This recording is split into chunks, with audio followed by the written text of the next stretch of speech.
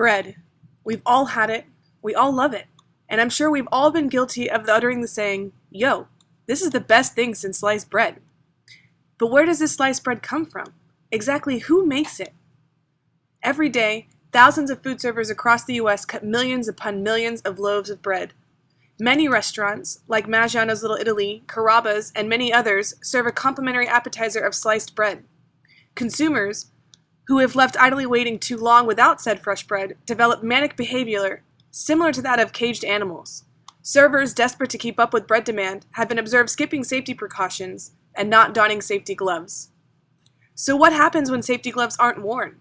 Here to join us today is Melissa, a former Maggiano server who is here to tell us exactly what happens when you do just that. Hi everyone, my name is Melissa, and I used to work at an Italian restaurant some of you may be familiar with.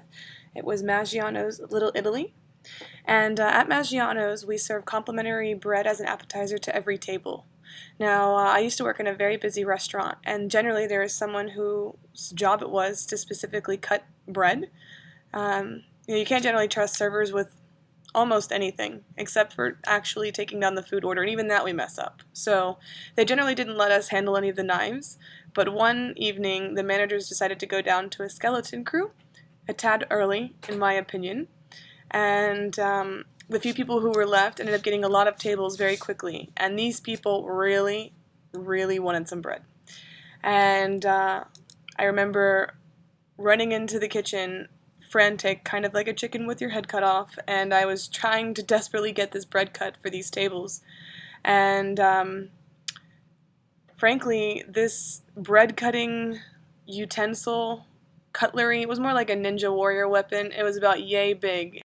And I'm telling you, all it takes is putting that bread on hard crust and it just slices, which is exactly what happened. And I had a huge flap of my finger flapping in the wind, and it was extremely painful. And it took about 4 weeks to heal.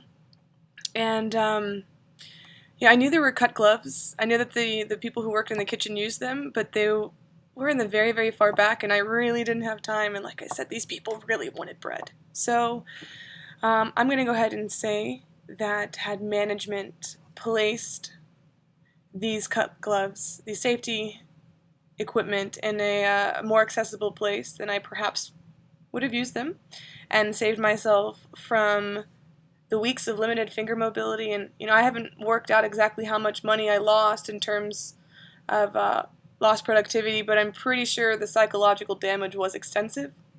And this is an issue that affects hundreds of people every day.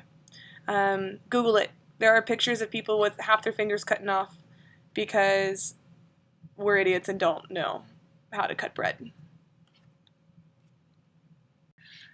Stories like Melissa's happen every day all across the U.S.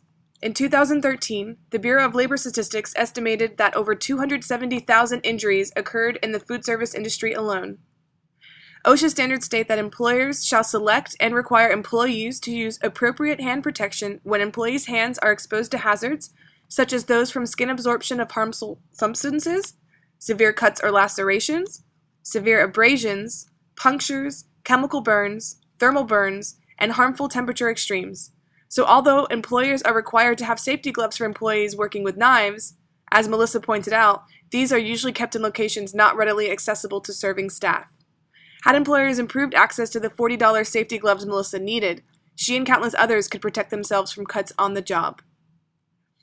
For those of you who would like to learn more about how to protect yourself from workplace injuries, please visit the Occupational Safety and Health Administration's Young Worker Safety in Restaurants e-tool website, shown here.